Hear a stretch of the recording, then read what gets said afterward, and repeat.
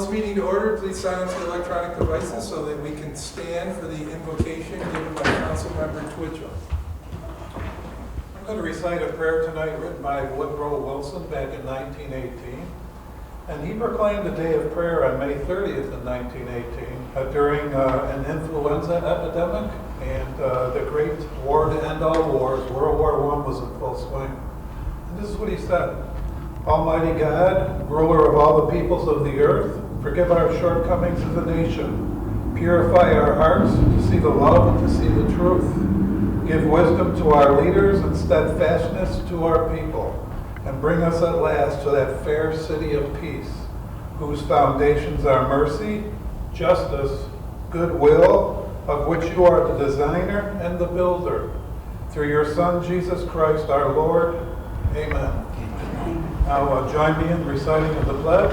I pledge allegiance to the flag of the United States of America, and to the republic for which it stands, one nation, under God, indivisible, with liberty and justice for all.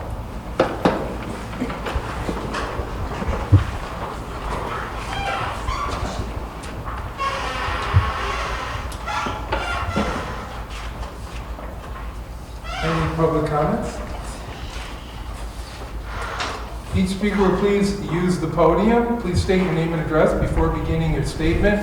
You're going to be limited to 5 minutes. Please address your comments to the chair. Council will not engage in debate with the speaker. On the first bell, you have 30 seconds left. Please wrap it up because on the second bell, your time will be up. Chris Van Duzen.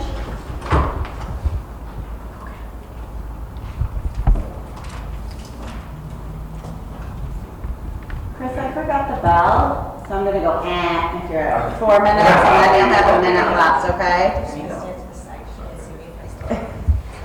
Good evening, members of City Council, the residents of Batavia. Thank you for the opportunity to speak tonight. My name is Chris Van Duzen, and I'm joined by Shelley Lewansky. I'm the owner and CEO of Empire Hemp Co., an adult-use cannabis processor cultivator located here in Batavia. Shelley is the owner of Mrs. Green's Cannery, Batavia's first and only legal cannabis dispensary. Shelley and I founded Empire Hemp Co. in 2017 in Holland, New York, and moved our CBD processing operations to Batavia in 2019. In 2021, we opened our CBD retail store on Main Street with the intention of converting it to an adult-use dispensary. However, when the Marijuana Regulation and Taxation Act was enacted in March of 2021, it prohibited adult-use cannabis businesses from holding both retail and processing licenses. As a result, Shelley divested her shares in Empire Hemp Co. and established Mrs. Green's Cannery as a 100% woman-owned dispensary, allowing her to continue serving the community through legal retail operations. Both of our businesses are committed to providing safe, legal, and rigorously tested cannabis products, unlike the illegal operations currently active in our community. However, we face significant challenges because illegal shops continue to open and operate with little consequence. This deprives Batavia of tax revenue and exposes residents to unregulated, unsafe products. Other municipalities like Buffalo and Mount Vernon, New York, have adopted local laws on top of the state regulations. These include requirements for licensed dispensaries to display licenses publicly, imposing substantial fines on illegal operations, and establishing clear zoning and operational rules. Such measures help protect legal businesses and public safety. We respectfully urge the council to consider similar local actions for Batavia, including defining zones and buffer areas to protect neighborhoods and maintain community character, prevent over-concentration of dispensaries in any single area, and limit the number of total dispensaries in Batavia to no more than 3, ideally 2, to support sustainable growth, maintain market balance, and ensure legal operators can thrive while serving the community responsibly. We'd also recommend imposing meaningful penalties and significant fines, property seizures from landlords, and swift closing of shops to enforce against illegal cannabis sales. We want to deter unlicensed operators who undercut legal businesses and sell untested, unsafe products. We need to protect public health and safety by ensuring only regulated products reach customers. And we need to secure tax revenue intended for local services, keeping those funds within the community rather than losing them to the illegal market. Thank you for your time. We look forward to working with you to ensure Batavia benefits fully from safe, legal, and responsible cannabis. Mark. Thank you very much. Anyone else? Nick Lord.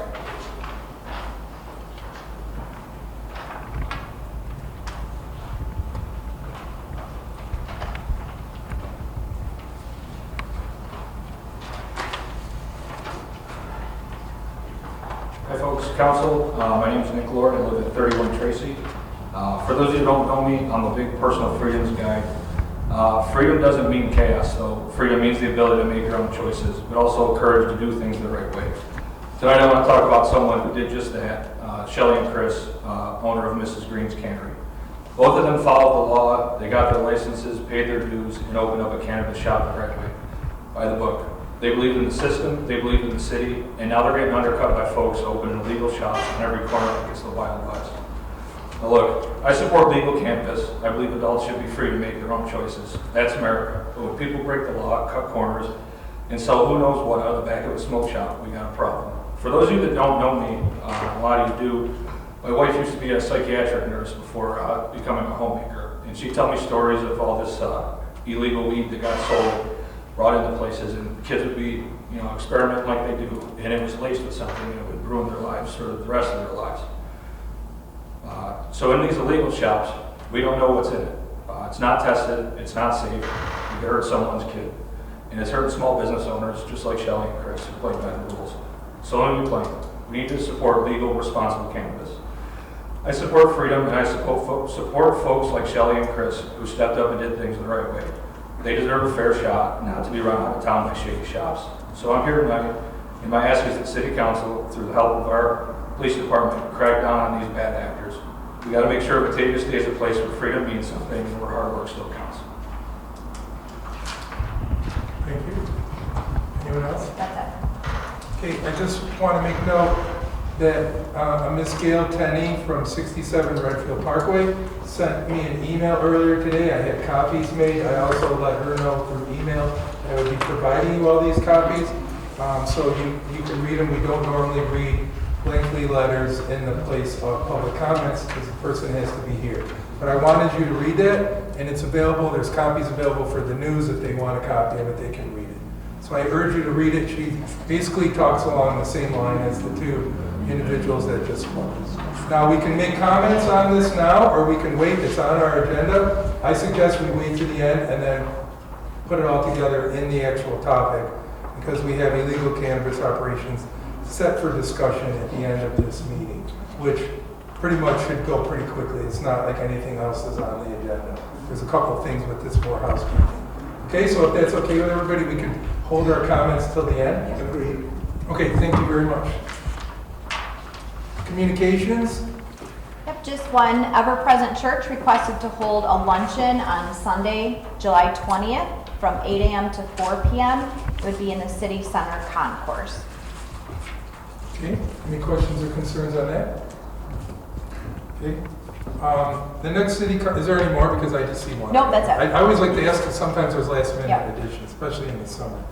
The next city council meeting will be held Monday, August 11th, 2025, 7 p.m. at the City Hall Council Boardroom, second floor, City Center. And also, if I can use this time real quickly before I forget, I've had people ask me, we had a tree grant a while back, and I've had people ask me how do they get on the list to get a tree if they want one. They also know that Prospect Avenue had some concerns, but that's a different project that'll be covered. But for any additional people who want trees, how do they go about getting on the list or requesting a tree to be put in front of their house? Sure, so I'm gonna let Director of Public Works and Scott Allen, Superintendent of Bureau of Maintenance, talk about Kingsbury, Prospect, and then the tree grant as a whole. I'll let Scott speak to you put this on. We can start with the tree grant. The tree grant is in a predetermined zone, covers much of the south portion of the city, south of Main, and a sliver of State Street to the north. There is It is yet to go out for RFP soon, hopefully by the end of the week, if we go out for RFP, we'll see if it comes to fruition, we get what we're asking for. We'll hope that we will have an opportunity to have all, or a large portion, I think actually up to 300 trees removed, dead trees, diseased trees removed and replaced. I don't know as though there is such a thing as a list as of yet. Yeah, I didn't think so. If one should become available, we'll make sure that there's a way that people can get on it if they're in that zone. As far as the other trees, Kingsbury, Prospect, and Mix, and Grandview, we had taken into consideration that people love their trees, but unfortunately, diseased trees, rotted trees, and severely overgrown trees were removed to protect the infrastructure so that we could replace sidewalks, resurface streets, and replant with new, smaller trees, hopefully to alleviate the sidewalks all heaving and pushing and shoving. So I'm not sure if I'm answering. Well, the reason I say that, like, for example, I can't speak on everyone's history, but in my house, over the period of years, there were 3 large maple trees on each end of my property and one in the center that have since been removed over the years and never replaced. So now there's bare spots on the street, in various other streets too. I'm not talking like major construction like we're doing for infrastructure repair. But those should also be into consideration because those have been not replaced for years now. And they help with shade, they help with cooling, and they help with just general all well-being because people like greenery, fresh air, trees, and so on. So I'm starting to get inquiries. I guess we're not quite there yet, and you'll announce it. Maybe I'm a little ahead of it, but that's the reason I brought it up, just because I didn't want to put it on a back burner and then totally forget about it. So It has been our practice to do a 1-for-1 or sometimes 2-for-1 replacement when we take a tree down. We do get quite a few property owners that insist they do not want a tree back. right, And I understand that part of it too. That's what I mean. But there are those that may want to, and I'm one of those. I'd like to have one. I don't need 3 back, but I think 1 in the general vicinity would be nice. And I think there's a lot of people that may feel the same way. So as soon as we know, if we could get that information out there, if there's any extra besides the 300 slated for removal and replacement, I think there are a lot of people might be interested in having additional trees. we would encourage people to call the Bureau and request. I don't know what the number will be, and then we can do the replacement on everybody's, but we certainly would like to put a tree in places where people would like them. Yeah, right, exactly, because it helps everyone in the long run. So Sure. Scotty, we can have him call the Bureau of Maintenance, and we'll keep a running list. Yep. And maybe we can build a form on the website that citizens can request a tree in front of their property, so they can easily just get on the website, put in their name and their address and their phone number, and say they've requested a tree. And the other end of it too, it might show a greater need than we're aware of, which might allow us to seek out additional grants to maybe cover that. So, I mean, we don't really know. I mean, at first, it seemed like nobody wanted them because they were in the way, but now there's a growth of people wanting to have them. So it's probably a good list to have anyway, just so we have it. And then we can maybe apply for more grants, like I said. Does anyone else want to add anything to that? Because I don't know if you got any calls about it as well, but I would just suggest, though, you keep track of who calls when. Yeah. So establish like a seniority system, so Yeah. somebody doesn't call in and get a tree, and the neighbors say, well, I've been waiting 2 years. It'll depend on grant funding or what our normal budget is, so people will have to be flexible. So Have you ever seen it? the grant can only be in 5th, 6th wards and portions of 2 and 3. However, we do have an annual tree budget, and that is what we're using with replacement to the streets where we're doing sidewalk work and other things. So and this will help us know. typically we can get a tree to someone that wants one. Well, and maybe we have such such a large response, then we can consider during budget time to maybe alleviate that in a 2 or 3 or 4 year Sure. plan, whatever, we can work it out. But I think some feedback would be nice to receive at this point. So since we were on the topic because of those other streets, and then it led to the conversation I had with my neighbor, so I think we should probably start that list and get an idea, then we'll know enough time for budget if we need more. And give people, Scott, would it be possible for a city homeowner to plant their own tree in the city parkway or not? We have had a few requests, actually, people that would like a specific species of tree. And we encourage them, if they go and purchase it, we do our plantings typically in the fall when they start to put dormant, and we will plant that for you. You know, as time permits. That's enough. That's nice. okay, thank you. And then and so that covers pretty much everything on the streets and that, so we're good. Anything you wanted to add, Tom? No, that's Okay, good, thank you very much. I think that should answer, at least for now, and get us started in that direction. Thank you very much. CDBG Micro Enterprise Grant Public Hearing. So do you want to start that public hearing now? Sure. Okay.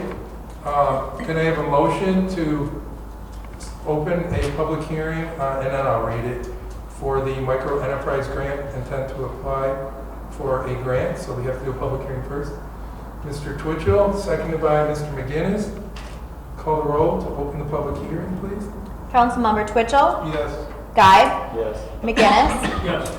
Briggs, Yes. Schmidt, Yes. Richmond, Yes. Bayakowski, Yes. Jankowski. Yes. Okay, so if anyone would like to speak in reference to the CDBG Pro Street or Micro Enterprise Grant, now's the time. Any council members want to comment on this? Okay, I'll take a motion to close the public hearing. Mr. McGinnis, seconded by Mr. Guy. Call the roll, please. Councilmember McGinnis, Yes. Briggs, Yes. Schmidt, Yes. Richmond, Yes. Bayakowski, Yes. Jankowski, Yes. Twitchell, Yes. Guide. Yes. Okay. We have also a public hearing for the Pearl Street Water Grant. So I'll take a motion to open that. Mr. Richmond, seconded by Mr. Guy. Call the roll, please. Councilmember Richmond, Yes. Bayakowski, Yes. Jankowski, Yes. Twitchell, Yes. Guide, Yes. McGinnis, Yes. Briggs, Yes. Schmidt. Yes. Would anyone like to speak on the Pearl Street Water Grant? Any council members have any comments to add to that? Okay, I'll take a motion to close the public hearing. Ms. Schmidt, seconded by Mr. McGinnis. Call the roll, please. Councilmember Schmidt, Yes. Richmond, Yes. Bayakowski, Yes. Jankowski, Yes. Twitchell, Yes. Guide, Yes. McGinnis, Yes. Briggs. Yes. Okay, public hearing's now closed. CDBG Micro Enterprise Grant, intent to apply $300,000. Yes, thank you, Council President. The Batavia Development Corporation would like to apply for $300,000 to help small business startups with grant funding in the city of Batavia. They have been successful over the years with these grants. We haven't had one in the city for about 6 years, so Tammy has received multiple inquiries for funding to help small businesses with startup costs. Any questions or concerns on that? Rachel, how much money do you normally give out for a small business starting? I believe they qualify per employee, let me see if it's in the memo here, between $5,000 to $35,000 per eligible business. The product is designed to stimulate economic growth, assisting qualifying businesses with funding to create job opportunities for low and moderate income individuals as well. Thank you. Yeah. Anyone else? So are we in consensus then to move that to tonight's business meeting for a vote? Okay, that gets moved. Surplus of police equipment for disposal? Yes, thank you, Council President. The City Police Department would like to surplus a 2017 Ford Mark police car with 131,000 miles, 25,000 engine hours on it, as well as a 2017 Chevy Mark police car with 141,000 miles, unknown engine hours. It's on its second engine at this point. Councilmember Schmidt did point out to me there is an error on the business agenda. It should list both vehicles. So when we get to the business agenda, we'll just if we do decide to move forward with surplusing of these vehicles, make sure it represents both vehicles. That's my error in the agenda preparation. Any questions or concerns on that? Okay, so are we in consensus then to move that to tonight's business meeting for a vote? That gets moved. CDBG grant Pearl Street Water Project. Yes, thank you, Council President, members of council. The city would like to replace 5,000 linear feet of 6-inch water line to 8-inch water main on Pearl Street. The line has had approximately 13 breaks over the last 10 to 15 years and is in dire need of replacement on our infrastructure schedule. The grant application is for $1.5 million of a $4 million project. We were very successful with the last CBDG project on Jackson Street for that water line, so we'd like to move forward with this grant application as well. Any questions or concerns on that? So are we in consensus to move that to tonight's business meeting for a vote? Let's move. Community Heritage Foundation, $75,000 grant. Yes, thank you, Council President.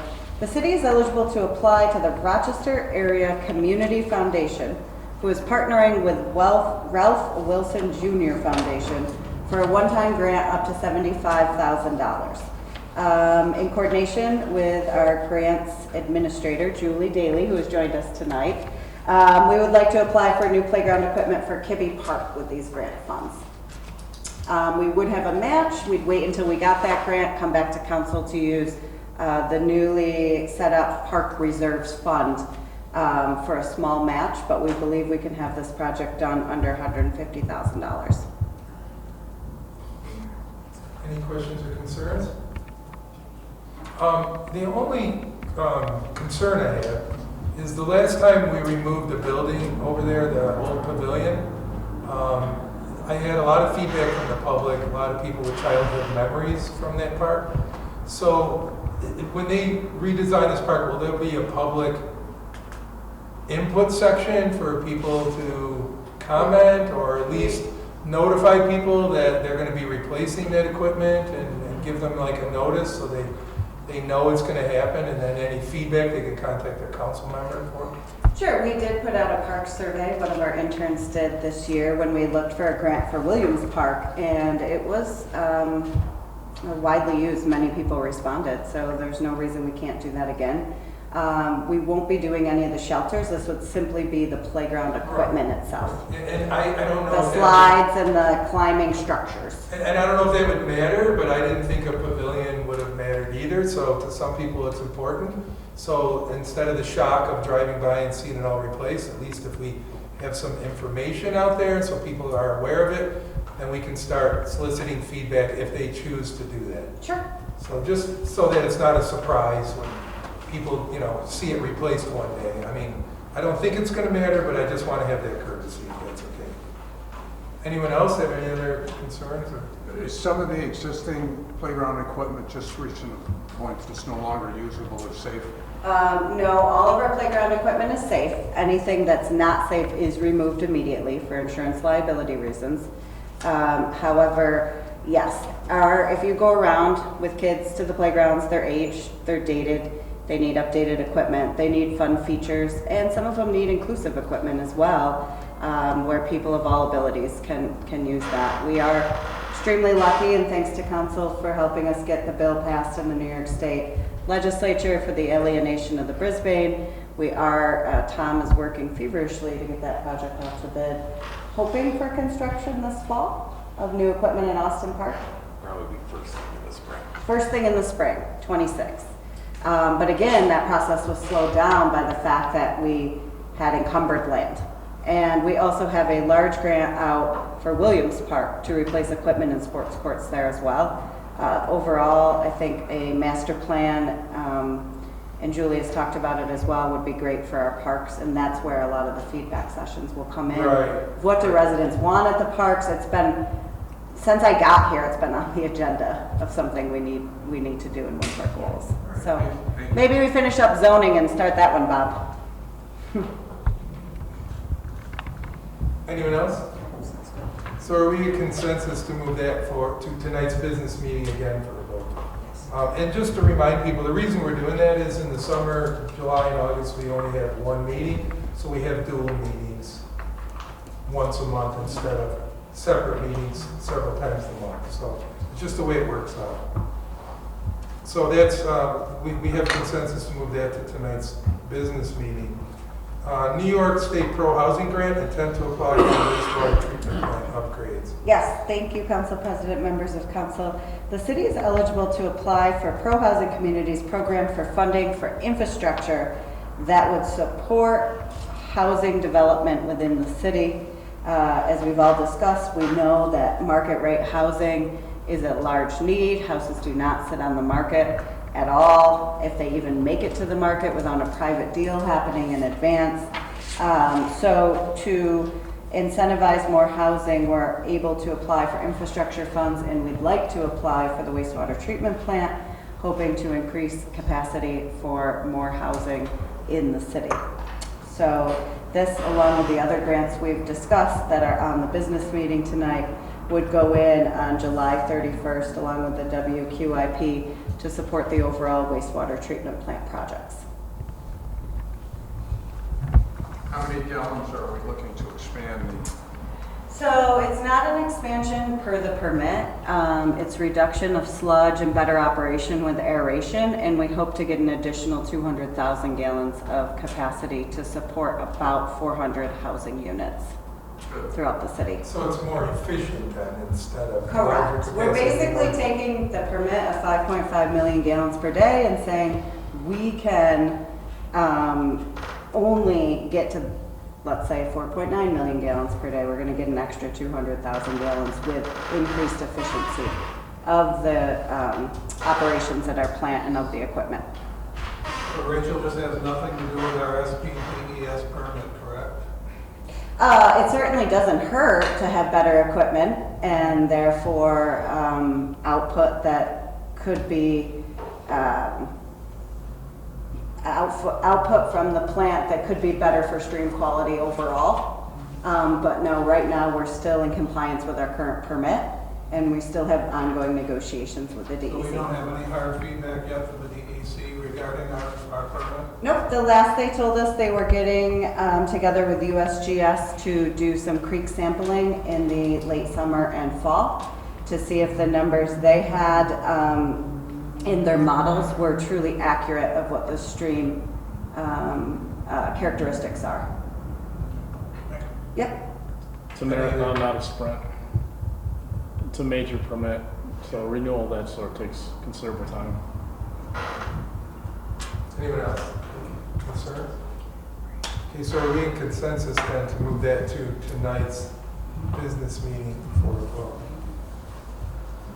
Illegal cannabis operations discussion.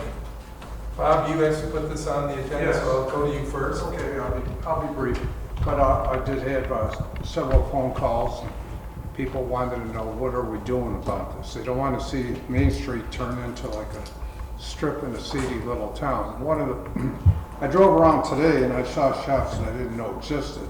And they all seem to have one thing in common, flashing strobe lights in all their windows, around the windows. So that just jumps out. It's really being trashy. But from years on the zoning board, I know changes can be made. We can put them all in one area, but it's going to be time consuming. There's no doubt about it. Anything we do, I read through all the state law on this. We have to be very cautious dealing with that. And what brought a lot of this to people's attention was the former Burger King now has a big banner. It's going to be a drive-through dispensary. And people are just concerned about the appearance of Main Street, what's happening here. And also, there's some people are concerned about increased traffic now because Burger King moved across the street and down a few hundred feet, and it's really pretty busy. So those are some of the concerns, and that's what I wanted to bring to the floor. Thank you. Anyone else? I know Rochester went through a similar issue with illegal dispensaries, and they brought in the state police, and they went through and shut many of them down, if not all of them. Maybe our police force here can look for some assistance. How do you know it's legal or isn't? Well, do they have permits? Yeah, it's 100% illegal to sell cannabis without a license. So we don't need, we've looked into this, city attorney has, Detective Sergeant Matt Luty's here on behalf of the chief tonight who couldn't make it. We don't need a local law to enforce the law today. And it looks like we're going to, if council would like us to look into this, look at a three-pronged approach. So one is immediate enforcement. We know that there is sales going on, or we believe there are sales going on in up to 8 different establishments that are illegal here in the city.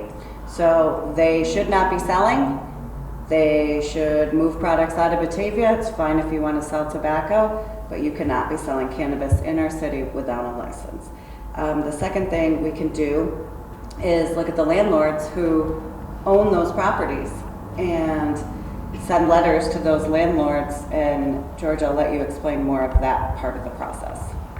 There's a provision that was amended as part of the cannabis amendments in the budget, and otherwise it allows for an action by the landlord to evict a tenant who's operating an illegal business, similar to bawdy house law. In this instance, it would be illegal cannabis operations. We could notify the landlord to take immediate action to remove the business, evict the tenant. If the tenant, or the landlord, fails to take prompt action, the municipality can step in almost in the shoes of the landlord and bring its own action to remove. It's a pretty extreme step, I would say, in speaking with representatives at NICOM. There are also elements to the penal law enforcement because this is an illegal cannabis potential situation that already is illegal on the books in New York, can be enforced by the police and the DA. There have also been numerous referrals made by city PD to the Office of Cannabis Management for investigation and enforcement. So I think what the city manager is alluding to, what we've discussed with the department, is an all-the-above approach. So those will be the first 2 steps, and I'll let her touch on the third. And the third is the zoning, regulating time, place, and manner. We can ask for the planning committee to review other local codes and give them some suggestions to talk about time, place, and manner, and we can bake that in, no pun intended, to our zoning code. Well, I think the key to remember, and it was spoken by our speakers today, is rigorously tested. Yes. I mean, you're talking, we can look at history and we can look back, and during Prohibition, when alcohol was outlawed, people were making, quote, bathtub gin, and people were getting deathly ill or possibly dying from it because God knows what they're putting in for those ingredients. So the reason, I like the idea of a legitimate business is because the rigorously tested component that the state is requiring, just like when you go into a liquor store, you know that that bottle of liquor is coming from a factory that's under control and is rigorously tested, so you're not getting some kind of poison in a bottle. So as of right now, we don't know of any serious implications, but if you look at the odds, it's just a matter of time before somebody tries to cut corners, profit becomes more important than human life, and someone starts selling a product like we had in my career. I saw the bath salts issue take place, and we had to get immediate emergency legislation out of Albany because it was some kind of gray area in the law, and we needed to close it down. In the meantime, people's lives were ruined. I know of several instances where people had psychotic episodes, and ultimately, they're not with us anymore on this earth, okay? So they it took them down a really dark trail, and they ended up dying. So this is very important. And the money tax part of it is only secondary.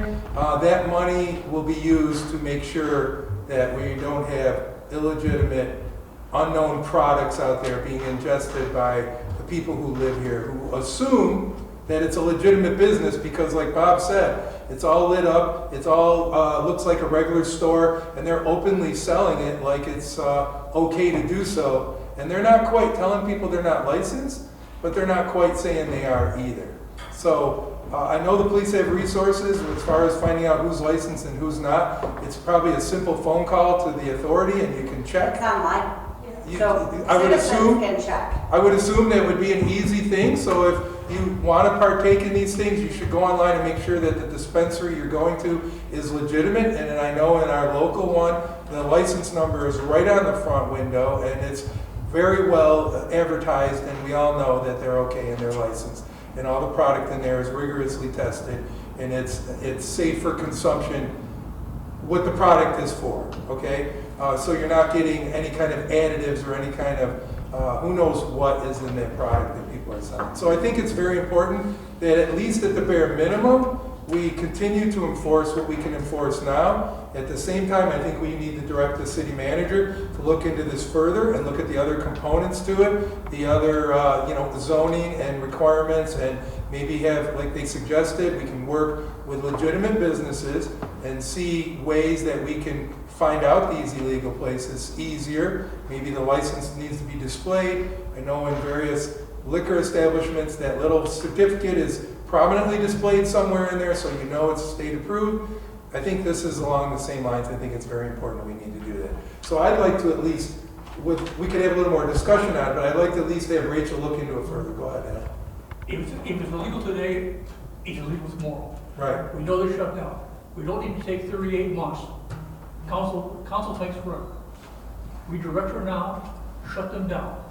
And let the landlords. A two-pronged approach, none of this discussion, no more, call her, get them done, and get them gone. Well, but that doesn't solve the drive-through dispensary problem, okay? Because they're not open yet, and they're not doing anything illegal yet. But what Bob said, and I agree with, it's not necessarily the dispensary that I'm concerned about. I am to a degree, as long as they're legal, but I'm more concerned about a drive-through in that location. That's why Burger King moved from there. It's because that drive-through in that location was a bad idea. So I'm not so sure we should allow to drive through anything in that location going forward, let alone a dispensary. And in the meantime, I think the police should be on board with doing what they can do to stop it. And then we should continue on with additional support by any additional zoning that we come up that maybe we can help the police. We can take care of the drive-through down the road. They aren't running yet. Go after the illegals today. Go tomorrow morning. I agree. Start. I agree. At the same time, send a warning notice to the landlords that we will have you. I agree.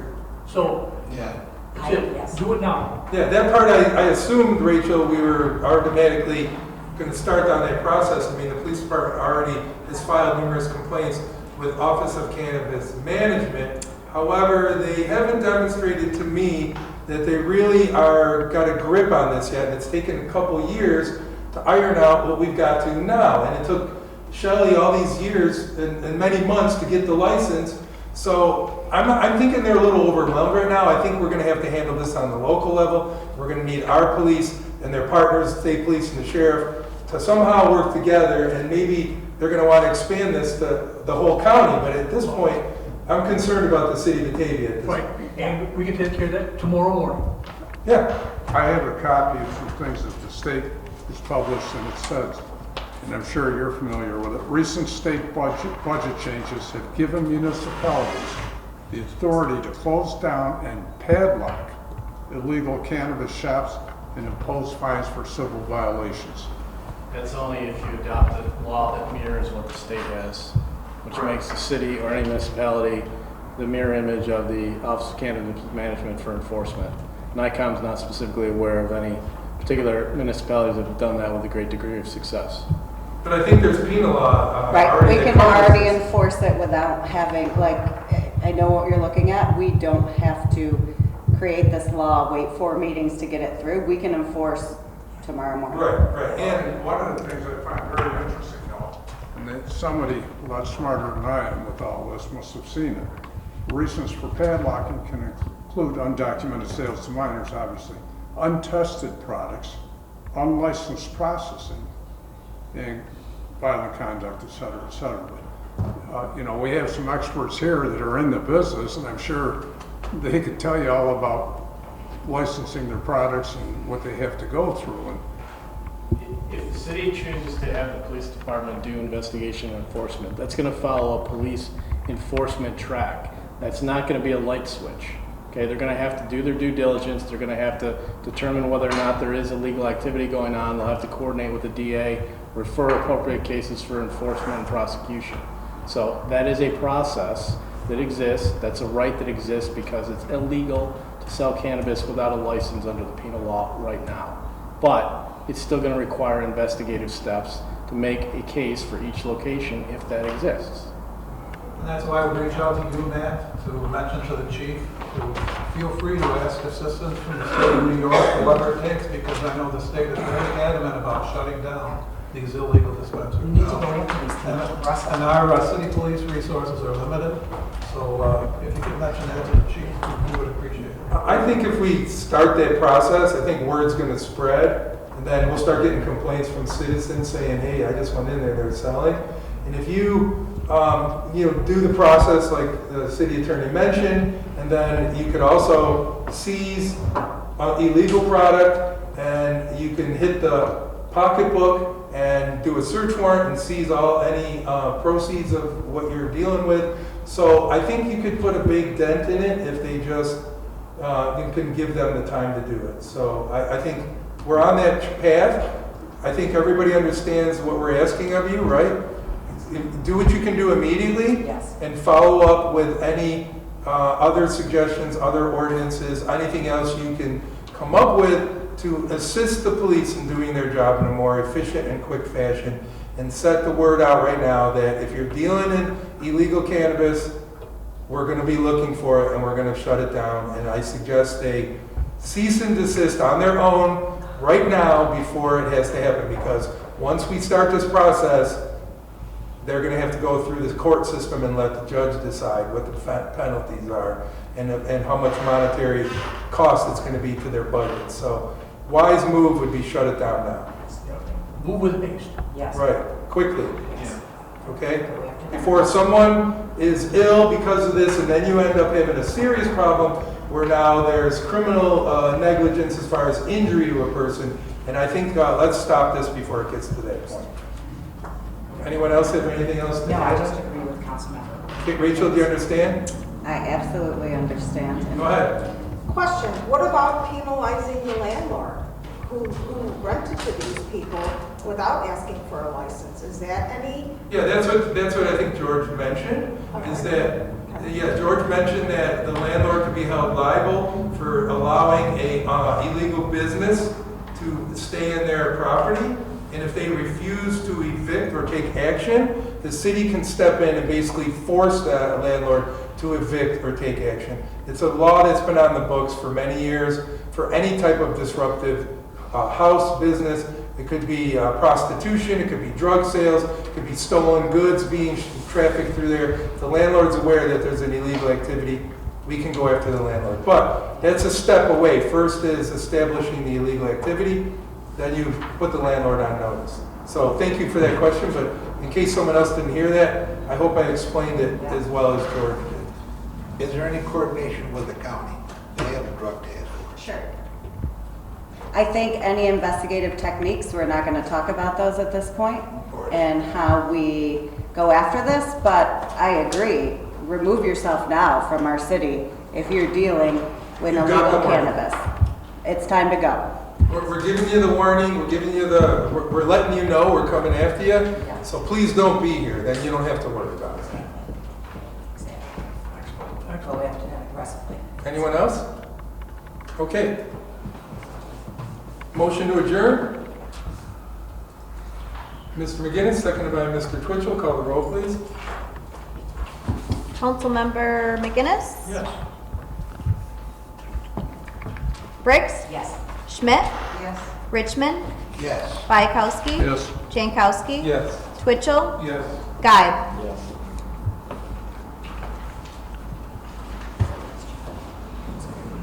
Just close this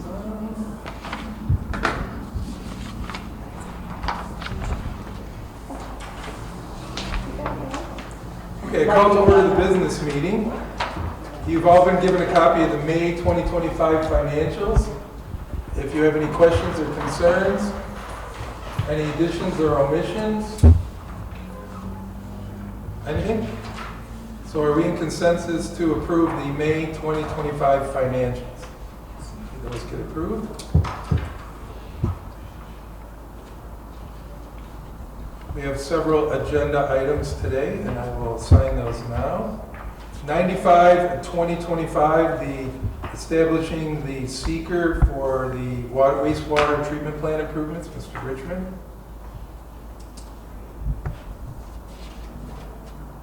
96, 2025, the grant funding for the WIA upgrades to the wastewater treatment plant, Mr. Twitchell. 97, 2025, the New York Main Street grant application for Batavia VDC. That's the micro enterprise grant, I believe, right? That is, yes, that's correct. Who wants that one? Mr. McGinnis? No, I'm sorry, that's 215 East Main Street. Okay, yes. So that's the Old Continental Building Grant Support. Okay, great. Sorry That's about from that. That's from the last con. Yep, and who got that one? Mr. McGinnis. Mr. McGinn, thank you. 98, 2025, the DRI capital project for Empire State Development Grant Disbursement Agreement. Mr. Schmidt. 99, 2025, the Intimate Partner Violence Coordinator position creation, amending the budget. Mr. McGinnis. 100, 2025, negative seeker for the Pearl Street water main replacement. Mr. Richmond. 101, 2025, the authorization for the Community Development Block Grant. Mr. Twitchell.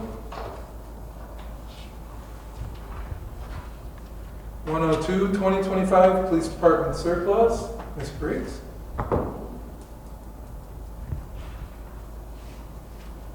103, 2025, Community Development Block Grant for the water lines on Pearl Street. Mr. Twitchell. 104, 2025, the request for the, that's for Ralph Wilson for Kibbe Park. Ms. Briggs.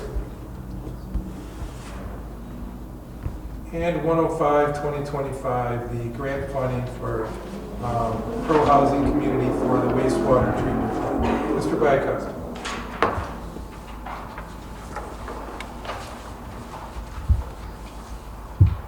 City Attorney? Yes, Would you like to report?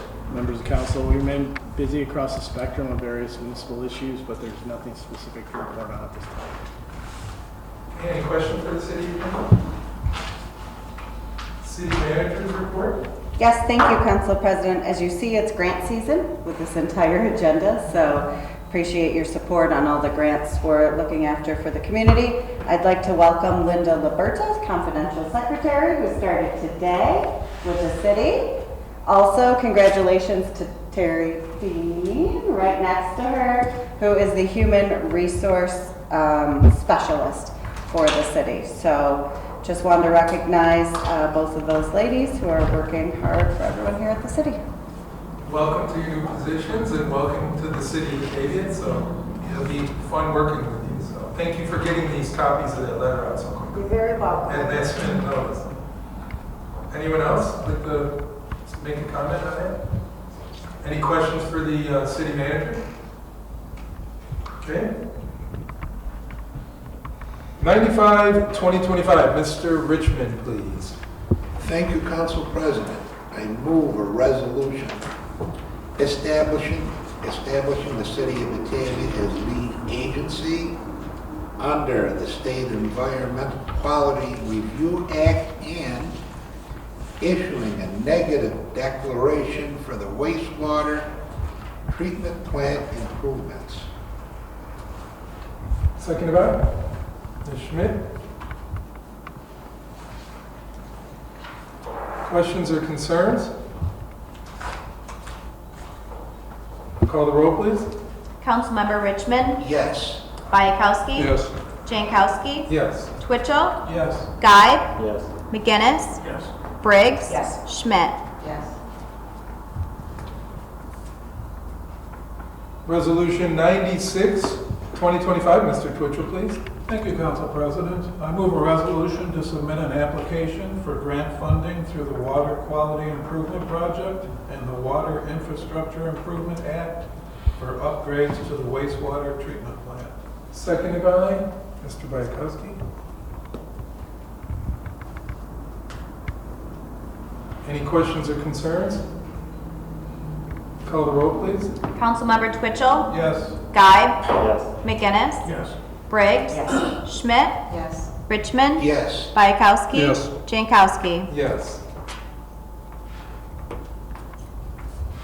Resolution 97, 2025, Mr. McGinnis, please. Thank you, Mr. President.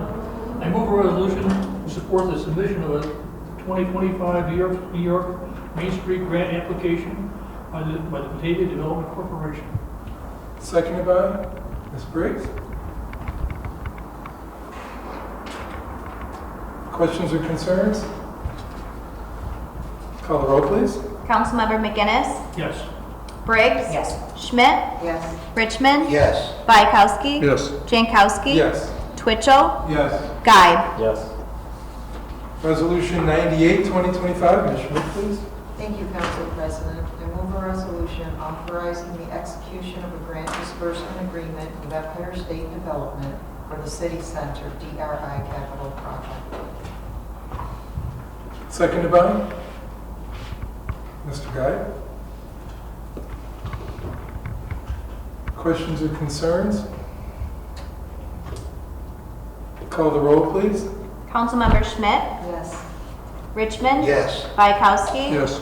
Jankowski. Yes. Twitchell. Yes. Guy. Yes. McGinnis. Yes. Briggs. Resolution 99, 2025, Mr. McGinnis, please. Thank you, Mr. President. Move a resolution authorizing the creation of the position of Intimate Partner Violence Coordinator Analyst, and to amend the 2025-26 budget. Seconded by Ms. Schmidt. Questions or concerns? Call the roll, please. Councilmember McGinnis. Yes. Briggs. Schmidt. Yes. Richmond. Yes. Bayakowski. Yes. Jankowski. Yes. Twitchell. Yes. Guy. Yes. Resolution 100, 2025, Mr. Richmond, please. Thank you, Council President. I move a resolution to declare a negative declaration under seeker for the Pearl Street Water Main Replacement Project. Seconded by Ms. Briggs. Questions or concerns? Call the roll, please.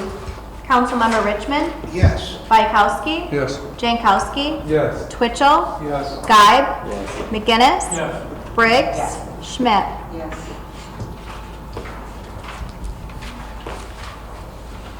Resolution 101, 2025, Mr. Twitchell, please. Thank you, Council President.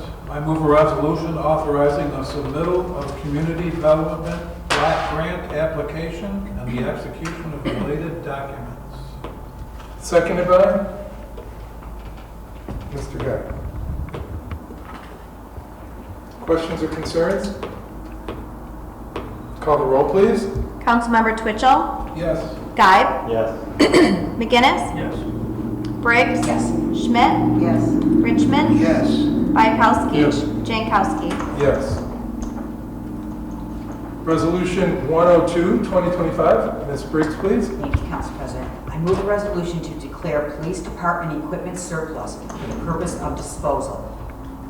And we have to make sure that you're going to add that one The vehicle. resolution reflects both vehicles. Okay, so just so we understand, it's two vehicles. Okay. And you're seconding it, Mr. McGinnis?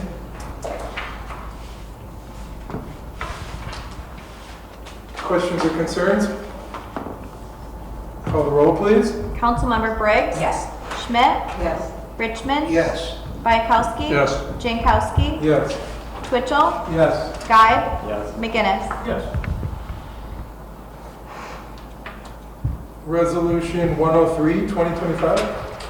Mr. Twitchell, please. Thank you, Council President. I move a resolution to submit a community development block grant application and to provide the local match for upgrades to the water lines on Pearl Street. Seconded by Mr. Richmond. Questions or concerns on that? Call the roll, please. Councilmember Twitchell. Yes. Guy. Yes. McGinnis. Yes. Briggs. Yes. Schmidt. Yes. Richmond. Yes. Bykowski. Yes. Jankowski. Yes. Resolution 104, 2025. Ms. Briggs, please. Thank you, Council President. I move a resolution authorizing the City of Batavia to submit a request for grant funding to the Rochester Area Community Foundation through the Ralph C. Wilson Jr. Foundation Government Partnership Opportunity for Kitty Park Playground Improvements. Seconded by Ms. Schmidt. Questions or concerns? Call the roll, please. Councilmember Briggs. Yes. Schmidt. Yes. Richmond. Yes. Bykowski. Yes. Jankowski. Yes. Twitchell. Yes. Guy. Yes. McGinnis. Yes. And Resolution 105, 2025. Mr. Bykowski, please. Thank you, Mr. President. I move a resolution to submit an application for grant funding through the Empire State Development and New York State Homes and Community Renewal Pearl Housing Community Program through a supply fund for upgrades to the water treatment plant. Seconded by Mr. McGinnis. Questions or concerns? Call the roll, please. Councilmember Bykowski. Yes. Jankowski. Yes. Twitchell. Yes. Guy. Yes. McGinnis. Yes. Briggs. Yes. Schmidt. Yes. Richmond. Yes. Okay.